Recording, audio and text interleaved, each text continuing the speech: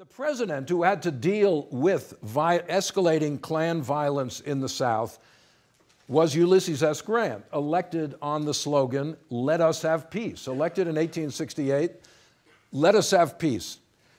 Andrew Johnson is out of office, and now Grant comes in for 8 years. Now, most treatments of Reconstruction end their account of national politics with the election of Grant and focus on the South. And the Grant administration generally has had a kind of bad reputation among historians, historically speaking.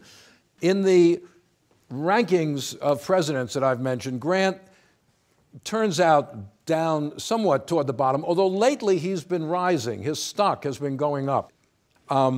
He's moving up the ratings because he at least did for a time try to defend the constitutional rights of black citizens in the South.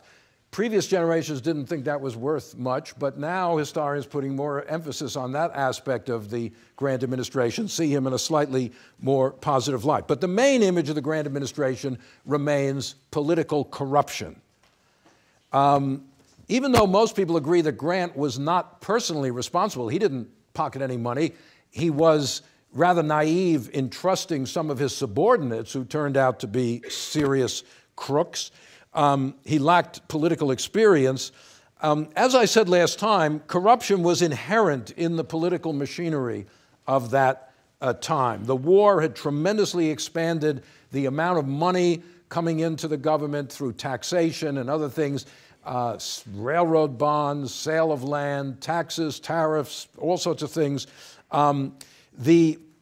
At that time, the political parties still depended on how did they support themselves? They depended on either contributions from office holders, the so-called spoil system.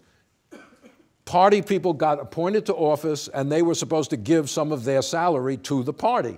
But also, corruption is part of a way of supporting the party as well as individuals grabbing money for themselves. The famous scandals of the Grant administration, the whiskey rings, they all arise in some ways out of the Civil War. The whiskey rings. The war had led to high excise taxes on many things, including whiskey. And officials, internal revenue officials, kind of took bribes in order to not charge these whiskey distillers the proper amount of taxes, so that they would save a lot of money by bribing the officials. And there was a whole ring of the whiskey rings doing that. There was the Credit Mobilier scandal, which actually originated under Lincoln and Johnson. It was not Grant, but it came out in the Grant administration.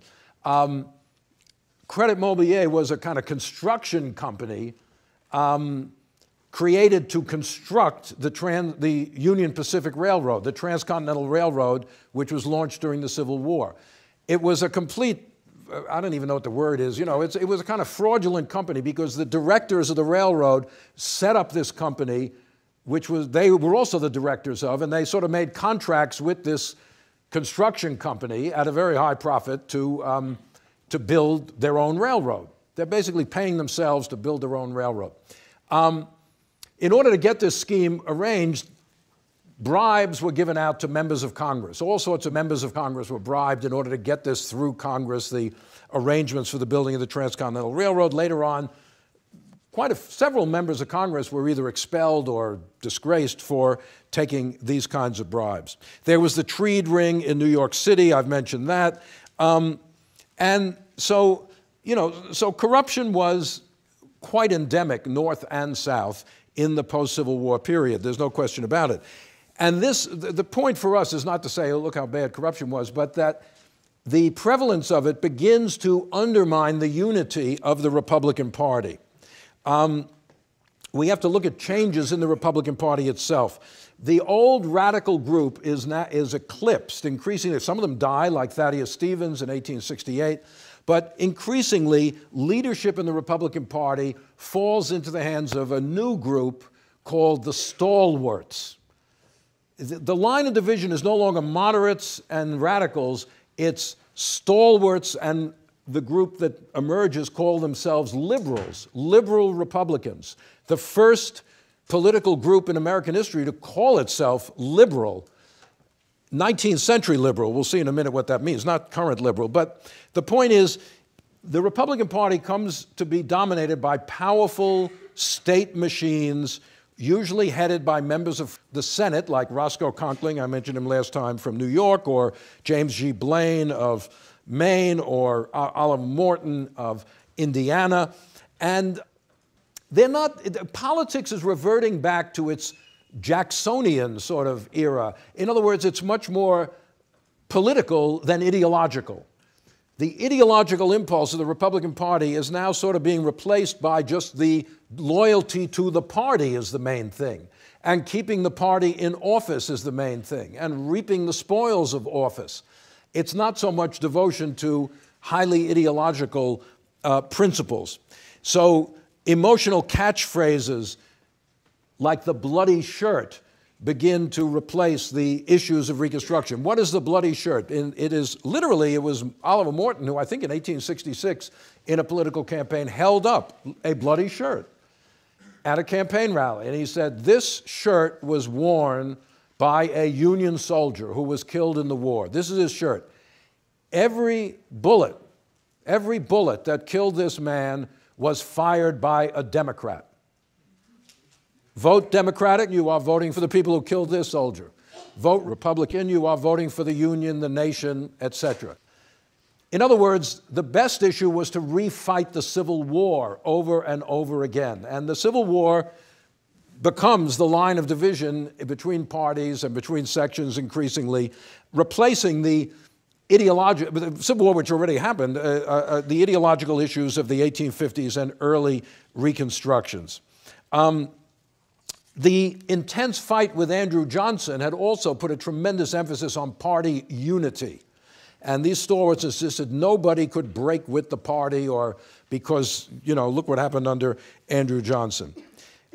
These stalwarts are much more pragmatic than the radicals used to be.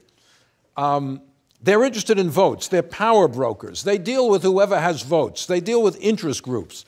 So, for example, they're not pro-labor, but they're not anti-labor either. Labor has votes, and they will support things like laws for an 8-hour day or things like that. The radicals weren't in favor of that, actually, because they just believed in this legal equality. So my main point is that political corruption comes to be associated with the Grant administration, with changes in the Republican Party, the rise of these political machines dominating the party. And the stalwarts, though, are strong supporters of Reconstruction. Why? That's a lot of Republican votes down there. You don't just give up a whole lot of states which are under the control of the Republican Party. So in 1870-71, it is the stalwarts and the Grant administration that push through Congress what are called, well, what their official title is the Enforcement Acts, but the South calls them, and the Democrats, the Force Acts.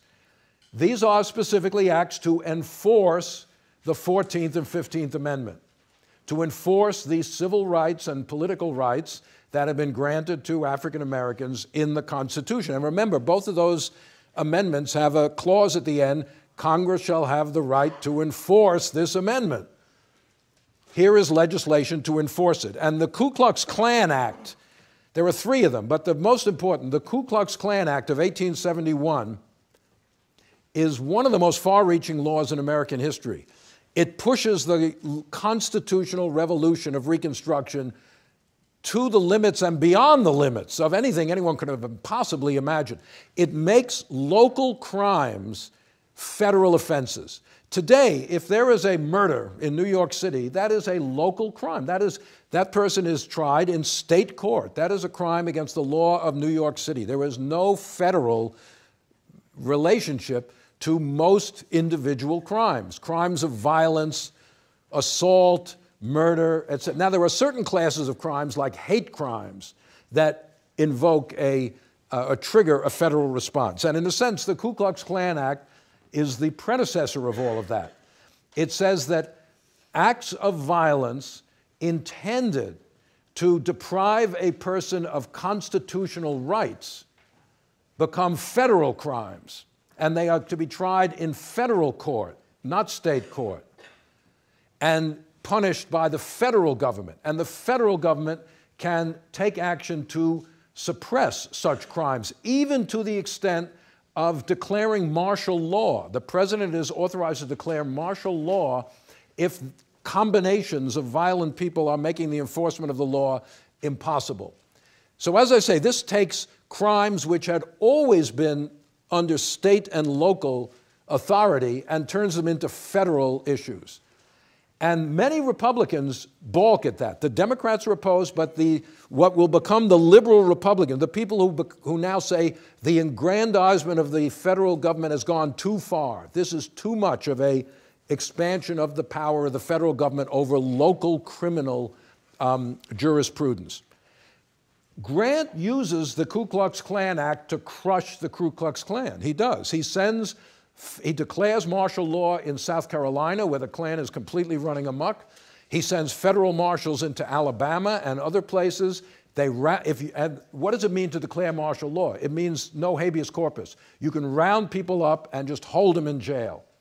When you do that, and if you don't treat them very nicely, they will talk and they will start implicating higher-ups. And eventually, the Klan falls apart. Many of the leaders flee to Canada. Here is a real irony, right?